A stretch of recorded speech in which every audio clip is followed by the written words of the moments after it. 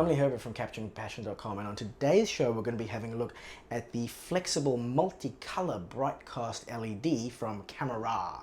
Why do I call them Camera? Because it's got a K and an R at the end, so it's Camera. Probably not how their marketing would like me to say it, but screw them. Camera! So, what are these?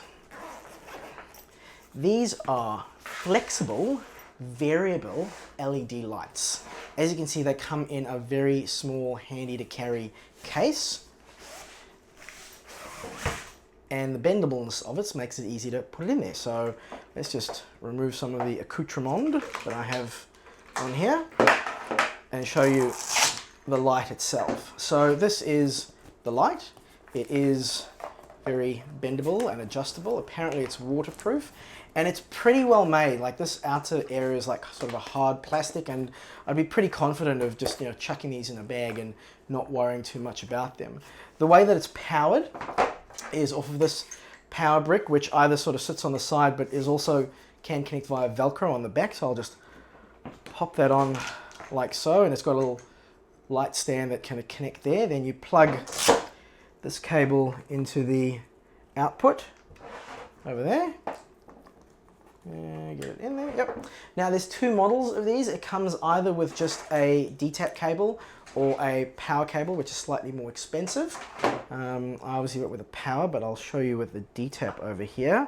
So then the cable goes to the input on that side, and here's a D-tap battery prepared earlier.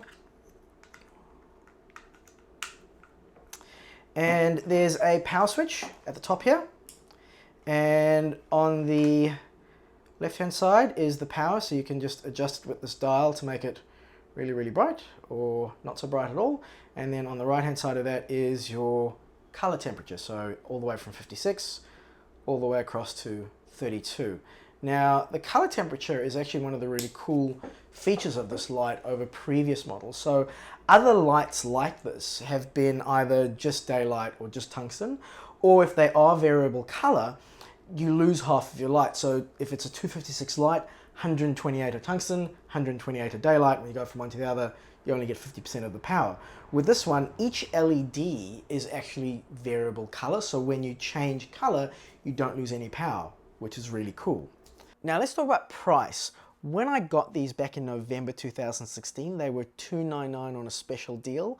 I think regular price was $349 back then. They're now $499, which is a little bit cheeky, I think, because that's, another 150 bucks. It's almost half of what one of them cost me. So are they still a good price at $499? Well, yes and no, and we'll get into that. Another thing is they're only available in the US at the moment, which for someone like myself in Australia, I had to get them shipped in the US to a friend of mine in LA, who then had to ship them over to me, which was a pain in the ass. But let's get into what they're for and what they're not for. So what they're for.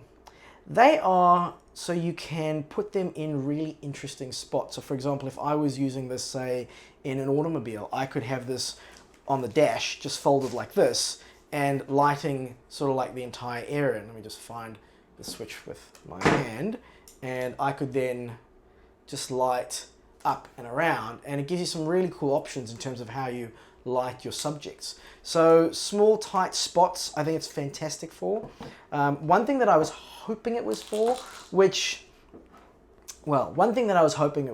I do a lot of corporate interviews, and with corporate interviews, very often your subjects wants to be shot with this beautiful backdrop behind them because they're in an office on the 50th floor and they've got wonderful views. The challenges with cameras is if you want your subject not to be silhouetted and your background to be exposed properly, you're going to have to light your subject to be almost as bright as the background so that your camera can expose both of them. Normally that requires quite a grunty light. I was hoping these were going to replace that, because for travel, these are amazing. Imagine just carrying 2 or 3 of these in a bag instead of carrying an entire bag per light, which is what I've been doing up until now. The challenge is that the throw-off on these is not that amazing. And what I mean by that is when you get sort of 1.5 meters to 2 meters in front of the light, the strength of the light falls off dramatically. So you need to have these lights fairly close. And even with being fairly close, if you've got, bright daylight out of that window, you're gonna struggle with these lights to even out the lighting.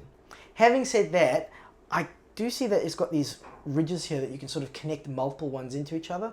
I've only got 2, but it'd be interesting to sort of join 4 of them together into this cool transformer sort of thing and see if that kind of works. So I think as a location light, it's really, really cool, and I still think that I would still recommend it, because I think the advantages of the light over the disadvantages are far outweighed. So not quite as powerful as bigger, gruntier lights, but the portability and the flexibility and the options that you have available to you with the light, really, really cool. I'm pleased that I got 2 of them. In fact, I've got a mate going over to the US next week.